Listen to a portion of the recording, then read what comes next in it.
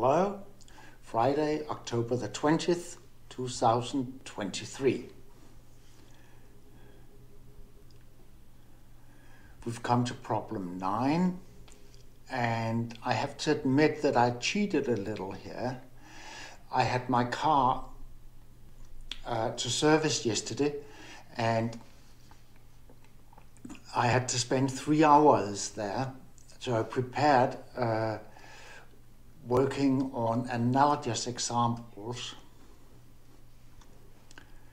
I didn't look at this problem, but I remembered it.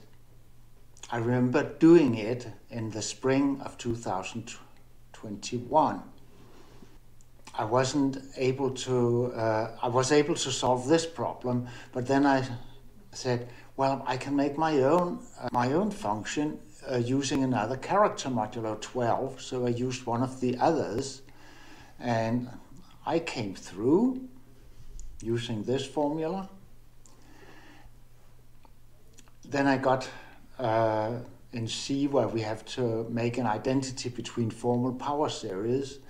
I derived a formula that was wrong. It was easily wrong.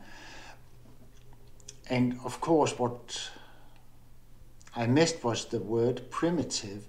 I didn't understand what that meant at the time because I hadn't studied chapter 2.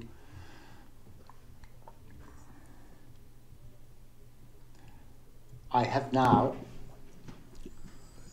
know that this is the only primitive character, modulo 12. While waiting for the service, I did this with the Dirichlet character modulo 3 and 4. Modulo 3 I couldn't work because the function I got was not analytic at infinity, or what do you say, holomorphic at infinity. I couldn't choose any power so that it became so, but the analogous functions here and here I could prove. The same for modulo capital N being 4, the Dirichlet character modulo 4, the non-trivial one. There I could actually come through and do the whole stuff, but I haven't didn't do the analogy to problem C, though I did have time to do it. I didn't know that was, well, that appeared a little complicated for me. Now, let's get started on this problem.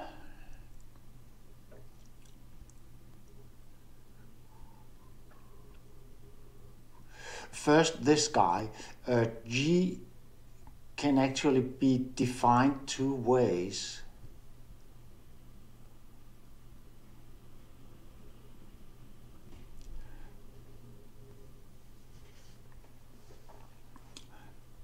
So it's a sum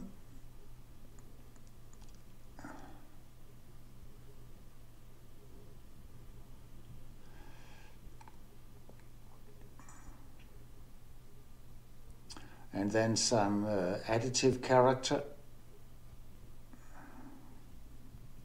of order n, or modulo n,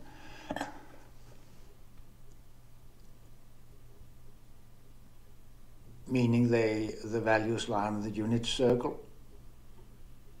It may be choosing either this or the, there are several choices, and the representatives we choose when adding up. You see, this one does not seem so well defined. On the other hand, here we can choose 2 branches.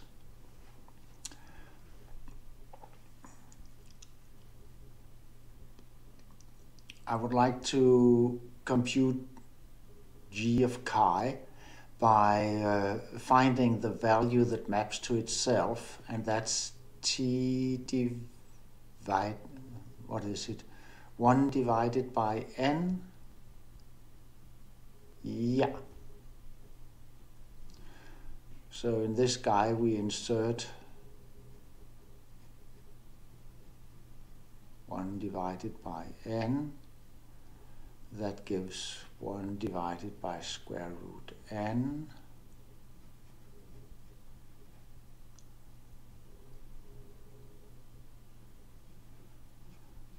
And chi is real valued. And then nt is n squared, he is n, so it's 1 divided by n.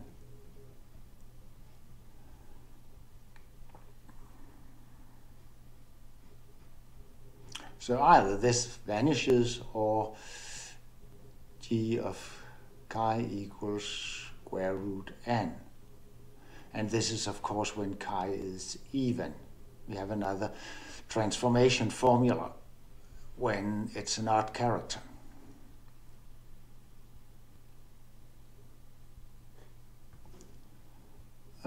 Preparatory.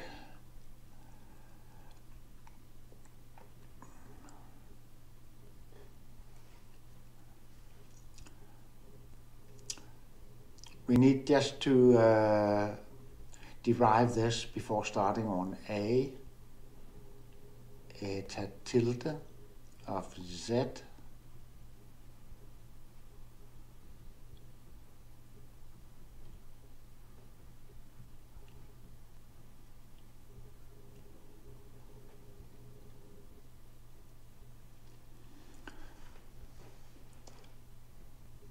oops, this just gives oh yeah, that was, we have to insert the value here.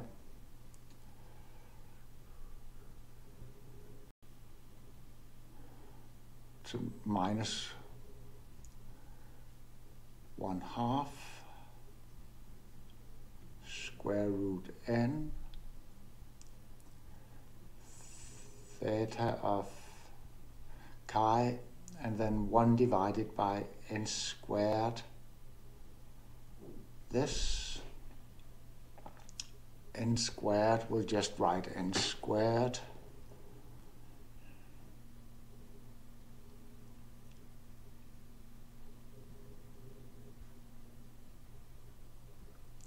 And then it's minus I z and 12.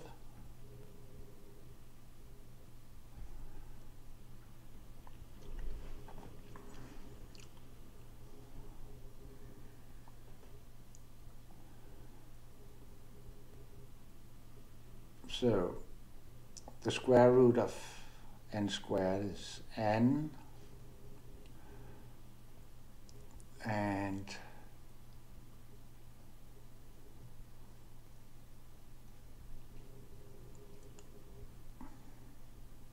well, square root 12. Oh, that's n as well. So n squared, that's 12, divided by 12, that's 12, and then y, that cancels here. So they cancel. So we are left with 1 divided by square root minus I z.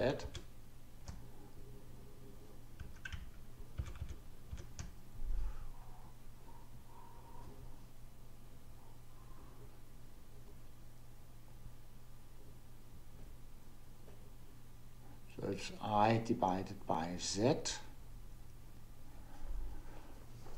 Then theta of chi,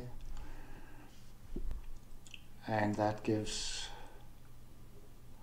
I divided by 12z.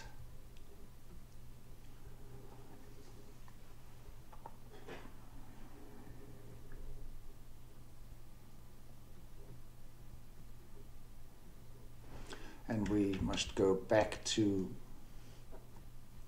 eta tilde.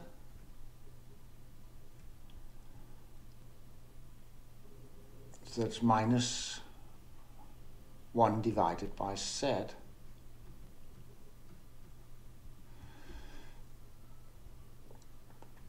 And what does it say here?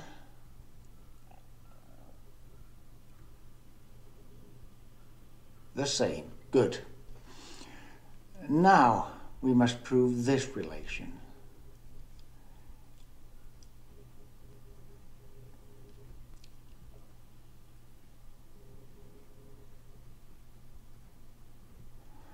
And it's just insertion in the definition.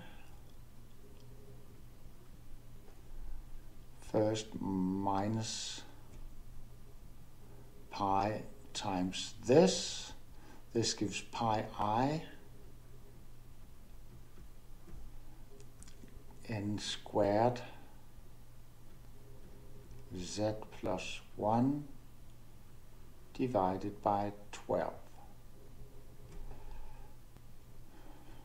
The first term, pi I n squared z divided by 12, and the next one, e to pi I n squared divided by 12. This is eta tilde itself, and this should be like, yeah,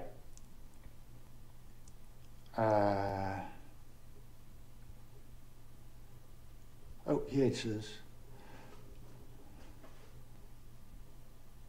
We do have an n squared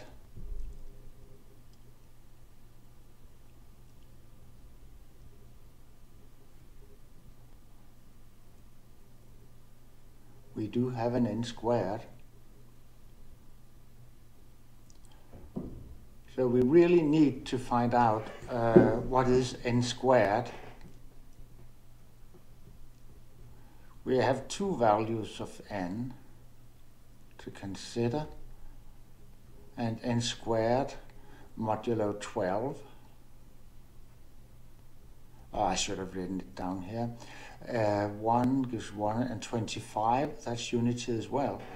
So n squared is equivalent to 1 modulo 12 when chi of n is distinct from naught. And that means that we get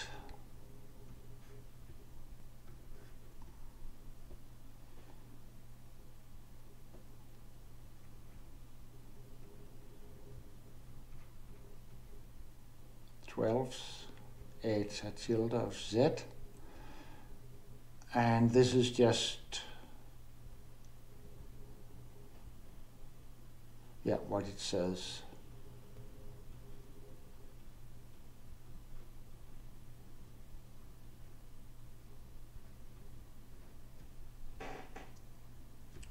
Which means, of course, that eta tilde to 24th of z plus 1 equals eta tilde of z.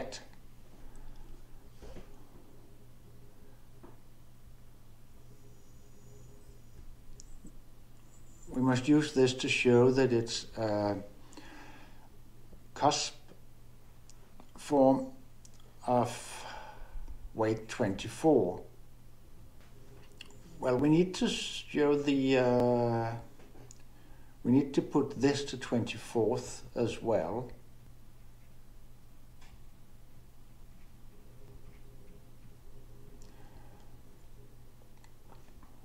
I square root I, that's I to 1/2, so it gives I to 12th.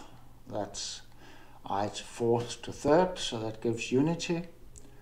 So it's 1 divided by z to the 12th, eta tilde of 1 divided by z.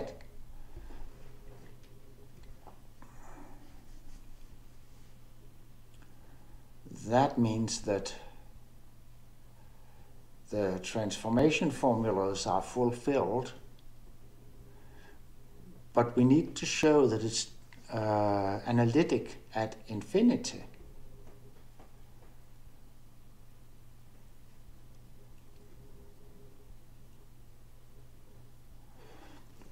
I'll just put this on a new page. So instead of t, it's a minus. That gives plus pi I z n squared 12. And we need to make a q expansion, q being e to 2pi q.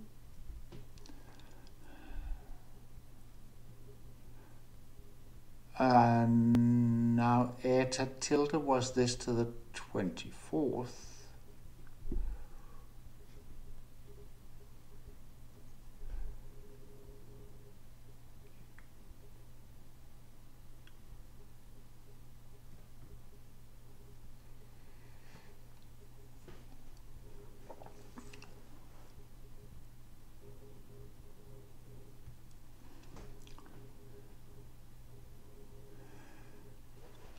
We need to make the multinomial expansion of this guy, and we take out various addends, put various powers, and then add it. But all of these are equivalent to 1 modulo 12.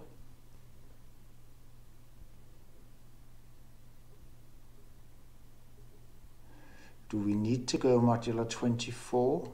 So it's no, then it's equivalent to plus minus 1 modulo 24. Therefore, the no, that doesn't work. Then we could get any numbers.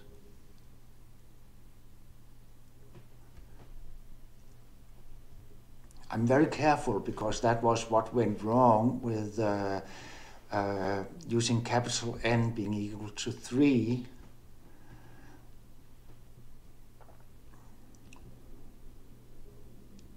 And also problematic. So we'll just do plus minus 1, plus minus 5, plus minus 13, plus minus, what's that, 17? Oops, that's minuscule set.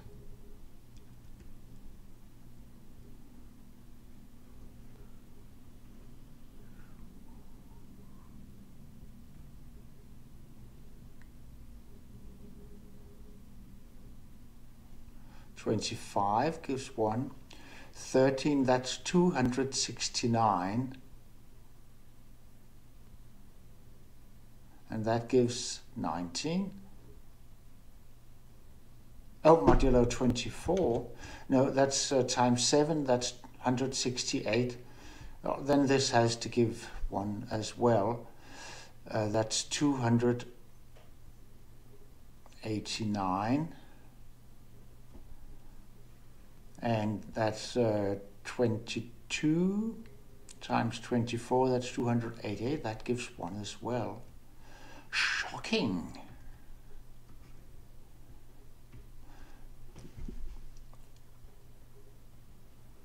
It appears to be a coincidence, but I don't think it is, because the same held when I chose n to be 4, and modulo 8, they were all unity as well.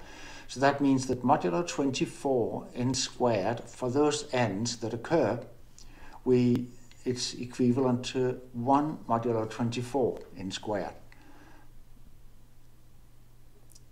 Meaning this is the same as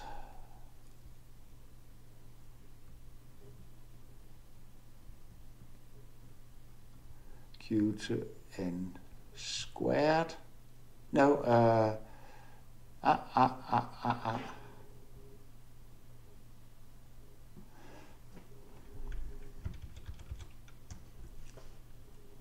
Yeah, that's a little complicated. So it's actually 1/24th, and then the various powers, the sum of those must be 24. So we get integer values of q. And the first one being q equals to unity. So it is a cusp form. All right. Next, we must prove that it is actually eta.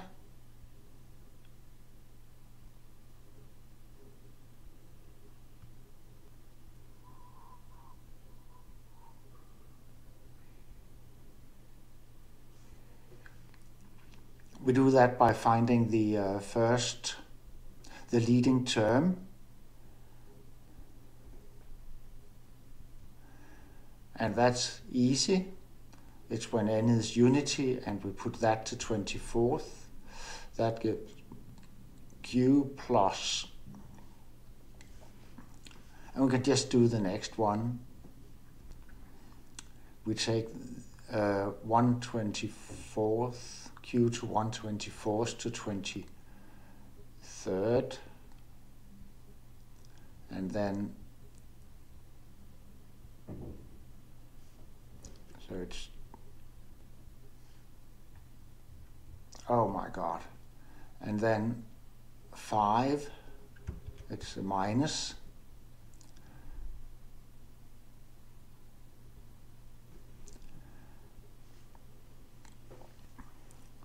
so it's 24 plus 25, that gives 49.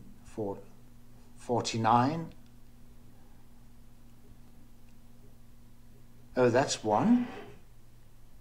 No, that's 2, of course. Q to the second. No? Yeah, my God, what am I doing? So, 23 plus 25, that's 48. That gives q squared, as I anticipated. Right.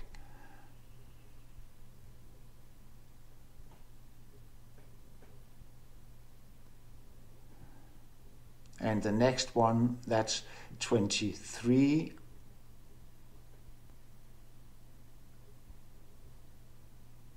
plus 5 squared. No, 2 times 5, that's 10. No, oh my God. 25, that's, oh, I don't know which the next term will be. So let's just,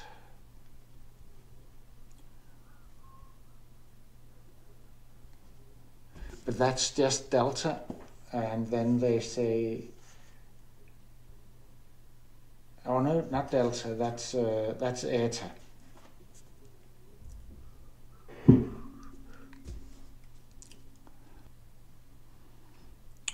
Oh no, it's, how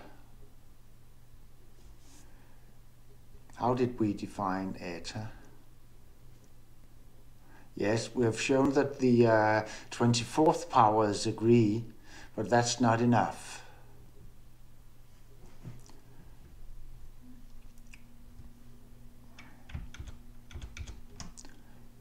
So we must use the series expansion of eta, that's q to 1/24th, product q to nth. There we go. So it's q to 1/24th minus etc. The leading term is q to 1/24th. Well, that's, why don't we get, oh yeah,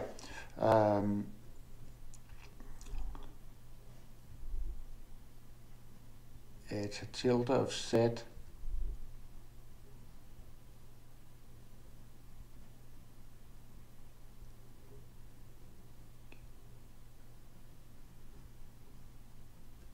So the first term is also 1 divided by 24th.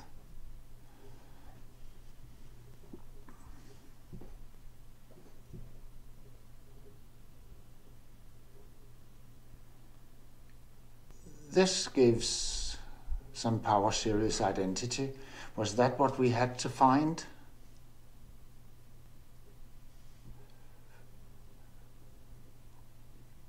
Ah, that's exactly what we need to do.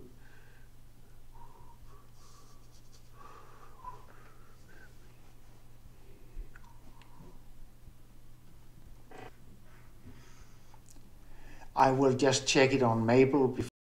This turned out to be more difficult than I had imagined possible.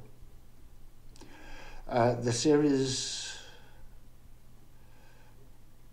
by the product formula was easy. And then the Dirichlet character. Apparently Mabel doesn't know the Dirichlet characters, so I had to define it as a piecewise function. And then I had to sort the result to make the comparison easy for you. But here it is.